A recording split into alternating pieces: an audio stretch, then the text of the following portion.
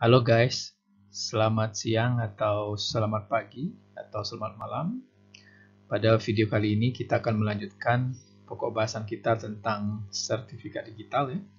Namun yang kita bahas di sini adalah sebuah infrastruktur untuk mendukung sertifikat digital yang bernama Public Key Infrastructure atau PKI. Dalam video kelas sebelumnya, kita sudah membahas tentang sertifikat digital. Masih ingat apa yang disebut dengan sertifikat digital? Ya, sertifikat digital adalah sebuah dokumen elektronik yang mengikat kunci publik dengan informasi identitas pemiliknya. Sertifikat digital dikeluarkan oleh sebuah otoritas yang bernama CA atau Certification Authority. Keberadaan sertifikat digital juga menandakan bahwa sistem kriptografi kunci publik sudah sangat luas digunakan di internet, khususnya dalam bidang perdagangan elektronik atau e-commerce ya, seperti contohnya perbankan maupun transaksi online lainnya. Nah, karena luasnya penggunaan sistem kriptografi kunci publik itu, maka dibutuhkan sebuah infrastruktur yang menyediakan layanan terintegrasi untuk membuat, menyimpan, memverifikasi, dan membuang sertifikat digital. Nah, infrastruktur tersebut juga mengatur CA dan membuat kebijakan yang terkait dengan sertifikat digital. Nah, infrastruktur yang mengatur semua hal ini itu dinamakan Public Key Infrastructure atau PKI. PKI atau Public Key Infrastructure didefinisikan sebagai sekumpulan aturan, kebijakan, prosedur, hardware maupun software yang dibutuhkan untuk membuat, mendistribusikan, menggunakan, menyimpan, mengelola, dan membuang sertifikat digital. Jadi di dalam PKI ini terintegrasi kriptografi kunci publik dengan sertifikat digital dan CA yang digunakan untuk mengautentikasi pihak-pihak yang terlibat dalam suatu transaksi elektronik. Tujuan atau goal PKI adalah untuk memfasilitasi transaksi elektronik yang aman untuk aktivitas perbankan, e-commerce, dan surat-surat elektronik dengan menggunakan sistem kriptografi kunci publik. Nah, aman sini artinya data rahasia yang dikirim antara nasabah dengan sistem perbankan atau e-commerce itu dijamin tidak bisa dibaca oleh pihak-pihak lain selama transmisi. Aman juga berarti terjamin integritasnya, yaitu pesan tersebut tidak dimanipulasi atau diubah oleh pihak lain. Nah, silahkan acu kembali pengertian aman secara kriptografis yang sudah pernah kita bahas pada bagian pertama kuliah, yaitu pengantar kriptografi. Nah, di dalam PKI terdapat sejumlah komponen sebagai berikut. Pertama adalah sertifikat digital. Sertifikat digital berisi kunci publik, identitas pemilik kunci publik, tanda tangan digital yang dikeluarkan oleh CA, dan informasi-informasi lainnya. Kedua adalah pemilik kunci publik itu sendiri, yang bisa berupa perseorangan atau personal, bank, perusahaan, ya, organisasi, dan sebagainya. Ketiga adalah CA atau Certification Authority. Ini otoritas yang menerbitkan sertifikat digital. Yang keempat adalah RA atau Registration Authority. Ini adalah otoritas yang memverifikasi identitas pengguna yang meminta sertifikat. Yang kelima adalah repository. Ini sebuah database yang menyimpan sertifikat digital maupun daftar sertifikat digital yang sudah ditarik karena sudah kadaluarsa atau sudah diganti atau yang sudah dicuri ya, sehingga sudah diketahui oleh uji verifikasinya oleh pihak lain. Yang keenam adalah aturan atau kebijakan. Ini berisi sekumpulan prosedur dan aturan yang terkait dengan PKI. Komponen-komponen tadi dapat saya gambarkan seperti ini. Ya. Ini adalah repository yang berisi sertifikat digital maupun sertifikat digital sudah ditarik ya. Jadi ini berupa sebuah hardware yang di dalamnya terdapat database. Ya. Kemudian CA, nah ini adalah otoritas yang menerbitkan sertifikat digital. RE, otoritas yang memverifikasi identitas pemohon sertifikat. Pemilik kunci ini adalah pihak yang meminta sertifikasi atas kunci publiknya. Kemudian kebijakan ini aturan-aturan yang terkait dengan manajemen PKI. Sedangkan ini adalah sebenarnya tidak termasuk ke dalam komponen PKI ya. Ini adalah pihak yang bergantung pada PKI. Misalnya adalah bank, ya, web server, e-commerce dan sebagainya. Nah, bagaimana alur pembuatan dan penggunaan sertifikat digital dalam sebuah PKI itu digambarkan sebagai berikut.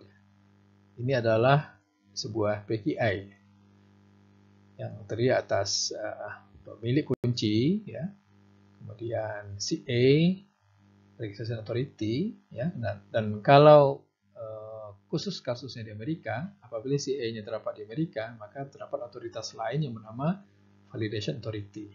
Nah, ini adalah pihak-pihak yang menggunakan PKI, ya, yang bergantung pada PKI. Misalkan Bob yang sudah memiliki kunci publik dan kunci privat, itu meminta sertifikasi kuncinya ini kepada CA. Nah, sebelumnya Bob mengisi aplikasi permohonan sertifikat digital. Nah, aplikasi ini dikirim terlebih dahulu kepada RA. RA kemudian memverifikasi identitas pemohon. Nah, kalau verifikasinya oke, lalu RA memberikan rekomendasi kepada CA. CA lalu menerbitkan sertifikat digital untuk Bob, ya, lalu memberikannya kepada Bob. Nah, sebenarnya CA dan RA ini itu berada dalam satu perusahaan yang sama sebenarnya. Nah, setiap kali CA menerbitkan sertifikat digital, ia harus mengirimkan update informasinya kepada VA. Ya. Nah, bagaimana sertifikat digital itu digunakan? Nah, misalkan Bob lakukan transaksi dengan situs e-commerce, misalnya ABC Shop ini. Nah, dalam komunikasi ini, setiap pesan dari Bob itu ditandatangani dengan menggunakan kunci privatnya. Nah, Bob menandatangani pesan dengan menggunakan kunci privatnya, ya, lalu mengirim pesan yang sudah ditandatangani ini beserta sertifikat digital kepada ABC Shop. ABC Shop lalu memverifikasi tanda tangan digital Bob dengan menggunakan kunci publik Bob yang terdapat di dalam sertifikat digital. Apabila ABC Shop meragukan sertifikat digital Bob, maka ia bisa meminta verifikasi sertifikat digital ini kepada VA. Ya, lalu VA mengirimkan hasil verifikasinya kepada ABC Shop. Ya, demikian alurnya. Ya. Beberapa penyedia PKI yang terkenal antara lain adalah RSA, VeriSign, GTA CyberTrust, Exer, dan Netscape. RSA telah mengembangkan algoritma utama yang digunakan oleh vendor-vendor PKI. Sedangkan VeriSign, selain bertindak sebagai CA, ia juga menjual perangkat lunak yang memungkinkan sebuah perusahaan untuk menjadi sebuah CA. GTA CyberTrust ini menyediakan metodologi implementasi PKI, ya, dan layanan konsultasi kepada perusahaan-perusahaan lain. Ya. Exer ini memiliki produk bernama WebSentry yang memeriksa status penarikan sertifikat digital, ya, pada sebuah server, ya, dengan menggunakan protokol yang bernama Online Certificate Status Protocol. Netscape ini memiliki produk yang bernama Secure E-commerce, ya, yang memungkinkan sebuah perusahaan atau manajer untuk mengelola sertifikat digital. PKI juga menyediakan cara menstrukturkan komponen-komponennya yang berupa CA dan RA ini dalam suatu struktur. Ya. Selain itu juga mendefinisikan standar untuk bermacam-macam dokumen dan protokol. Nah, struktur PKI yang sederhana dan yang ideal, ya, itu adalah dalam bentuk hierarki CA dalam bentuk struktur pohon seperti ini. Jadi elemen paling atas di sini adalah root-nya. Lalu ini CA pada arah 1, yaitu Registration Authority.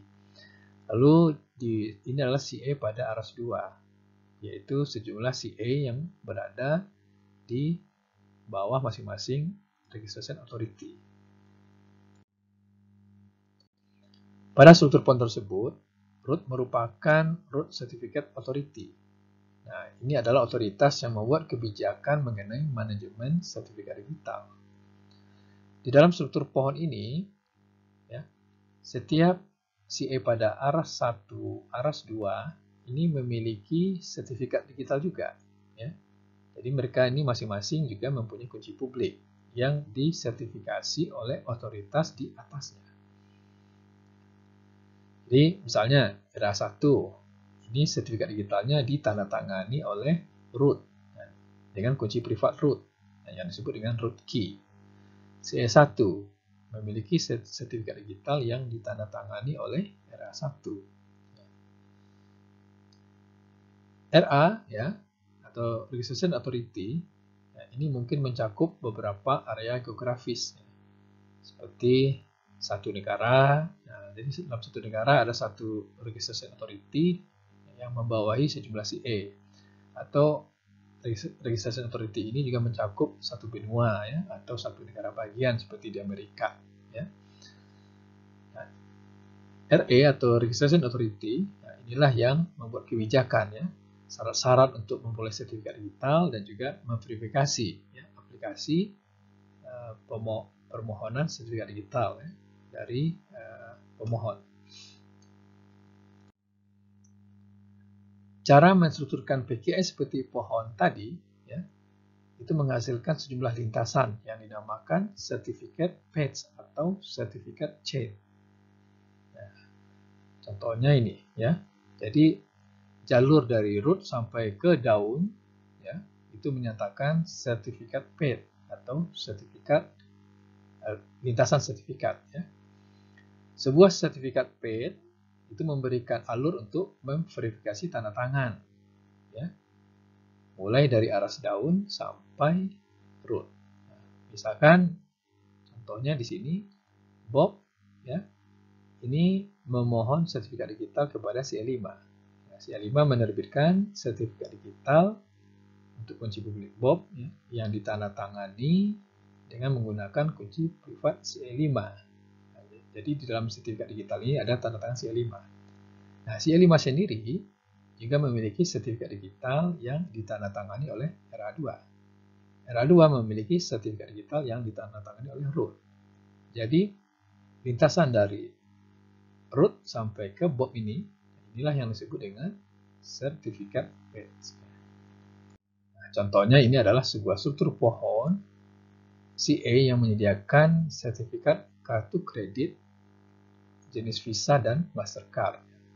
Jadi inilah root CA-nya, lalu cabangnya ini CA untuk Visa, untuk merek Visa, kartu kredit merek Visa, CA untuk kartu kredit merek Mastercard, lalu ini CA untuk kartu kredit Visa khusus untuk wilayah Eropa, ini CA untuk kartu Visa wilayah Amerika.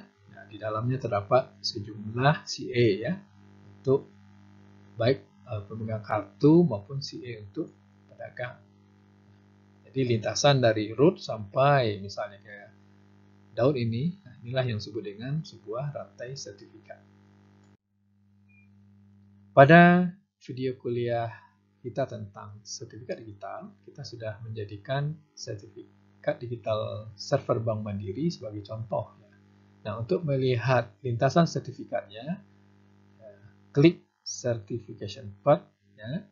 Lalu muncul di sini sebuah jalur ya, mulai dari aras daun, aras root di sini, rootnya di G-Cert, kemudian si aras satunya di G-Cert SH2, daunnya adalah situs Bank Mandiri.